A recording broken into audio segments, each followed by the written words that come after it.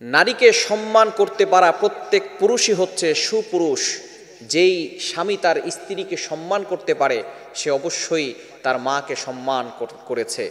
যেই স্বামী অবশ্যই স্ত্রীর সাথে ভালো ব্যবহার করে সে একজন আদর্শ স্বামী। কেননা যে নারীকে সম্মান করে, মাকে সম্মান করে, সে কখনো স্ত্রীর সাথে খারাপ ব্যবহার করতে পারে না।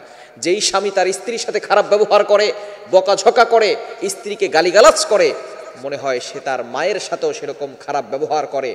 এবং যে মায়ের সাথে খারাপ ব্যবহার করে সে কখনো আদর্শ সন্তান হতে পারে না, আদর্শ পুরুষ হতে পারে না। সে হলো কাপুরুষ এবং তার এই ব্যবহারের কারণে সে অচিরেই জাহান্নামে চলে যাবে। এজন্য অবশ্যই প্রত্যেকটা স্বামীর দায়িত্ব হচ্ছে তার স্ত্রীর সাথে ভালো ব্যবহার করা, নারীকে রেসপেক্ট করা, সম্মান করা। মাকে যেভাবে সম্মান করেন আপনার স্ত্রীকে সম্মান করবেন, তাকে ভালোবাসবেন। অবশ্যই স্ত্রীরা একটু ভুল করবে, এই টুকটাক ভুলগুলো আপনি সংশোধন করে নেবেন, তাকে সুন্দর করে বুঝাবেন, তার সাথে খারাপ ব্যবহার কখনো করবেন না। নবীজি সাল্লাল্লাহু আলাইহি সাল্লামের 11 জন স্ত্রী ছিল, তিনি কখনো কারো সাথে খারাপ ব্যবহার করেন নাই।